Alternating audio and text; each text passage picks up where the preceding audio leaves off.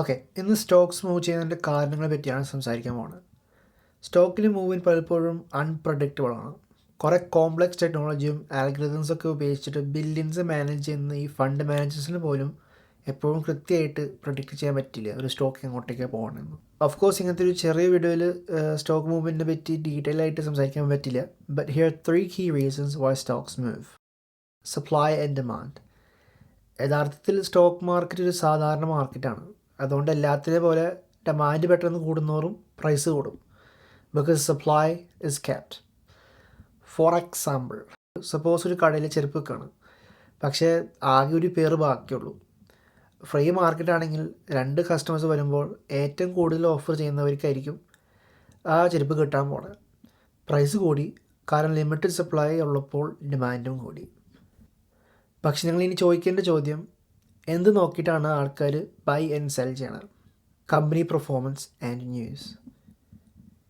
ഏറ്റവും ബേസിക്കലി നോക്കുകയാണെങ്കിൽ ഒരു കമ്പനിയുടെ റവന്യൂ, വാല്യുവേഷൻ, പ്രോഫിറ്റ് മാർജിൻസ് അതൊക്കെ നോക്കിയിട്ടാണ് ഇൻവെസ്റ്റേഴ്സ് ഒരു കമ്പനിയിൽ ഇൻവെസ്റ്റ് ചെയ്യണത്.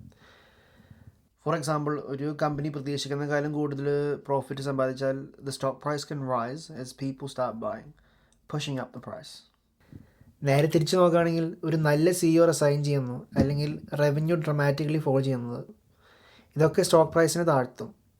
ഇൻവെസ്റ്റേഴ്സിന് വിൽക്കാൻ തോന്നും, ഡിമാൻഡ് കുറയും, therefore price decreases. പക്ഷേ അൺഫോർച്ചുനേറ്റ്ലി എല്ലാം ഇത്ര ബ്ലാക്ക് ആൻഡ് വൈറ്റ് അല്ല. എനിക്ക് കുറച്ച് വൈകിട്ട് മനസ്സിലാക്കിയൊരു വൃത്തിയായിട്ട സത്യമുണ്ട്. A stock is not just influenced by the company but the market as a whole. Basically macro economics എന്ന് പറഞ്ഞൊരു സാധനം. ഒരു കമ്പനിയുടെ പെർഫോമൻസ് നോക്കിയിട്ട് മാത്രം ഇൻവെസ്റ്റ് ചെയ്താൽ പണി കിട്ടും. കാരണം കമ്പനിയുടെ കൺട്രോളിൽ പുറത്തായ കുറേ കാര്യങ്ങൾ ഒരു കമ്പനിയുടെ സ്റ്റോക്കിനെ എഫക്റ്റ് ചെയ്യും. ഫോർ എക്സാമ്പിൾ, ഇൻഫ്ലേഷൻ, യുദ്ധം ആൻഡ് ഈവൻ ഇലക്ഷൻസ്. കമ്പനിയിൽ യാതൊരു വ്യത്യാസം ഇല്ലെങ്കിലും ഭൂമിയുടെ അറ്റത്ത് നടക്കുന്ന ഒരു കാര്യമാണെങ്കിൽ പോലും അത് കൺസിഡർ ചെയ്യണം. കാരണം അതൊക്കെ ഇൻവെസ്റ്റേഴ്സിനെ എഫക്റ്റ് ചെയ്യും അവരുടെ ഡിസിഷൻ മേക്കിങ്ങിൽ.